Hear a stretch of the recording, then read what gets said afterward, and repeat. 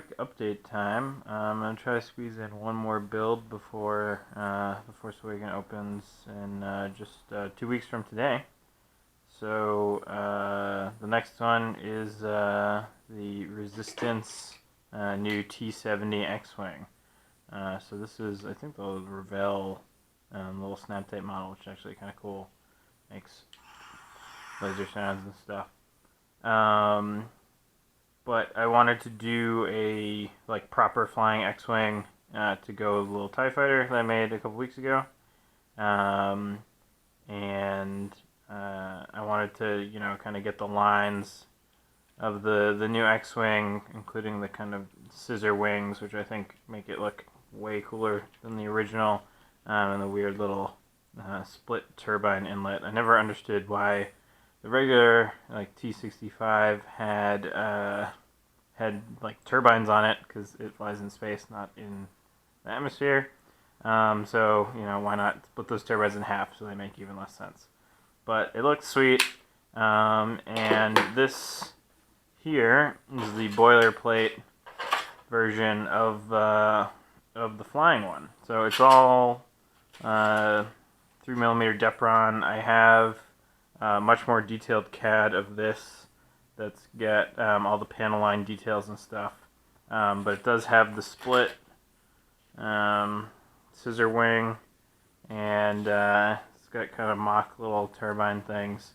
I typically, whenever I make a new weird airplane, I make a chuck glider. So cut one out of foam, don't put any electronics on it, and throw it around to get the CG just right, so that you don't praying your nice finished painted model.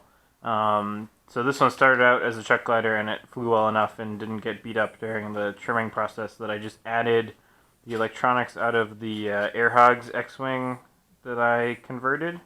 So that is a Deltang RX 34D with two Hobby King 2-gram servos, and then two 8mm motors on Hubsan props.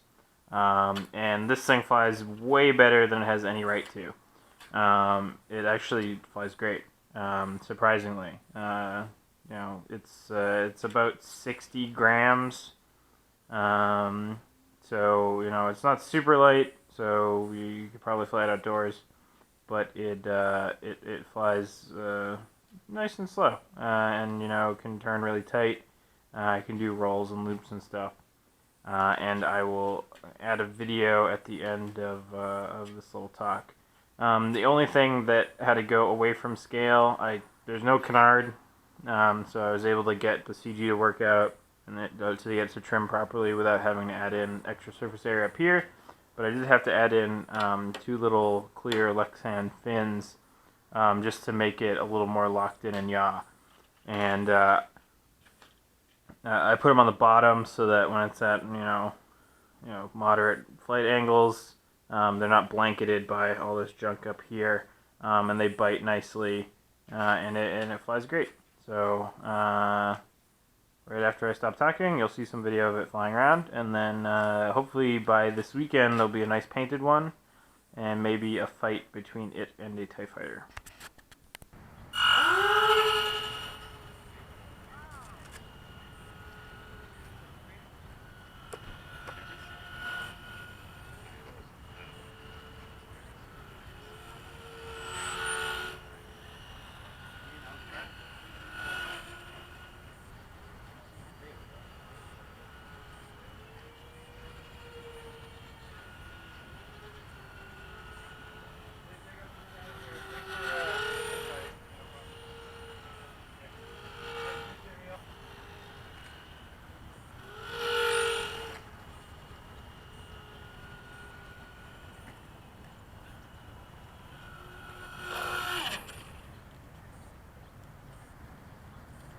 That is awesome. Beautiful.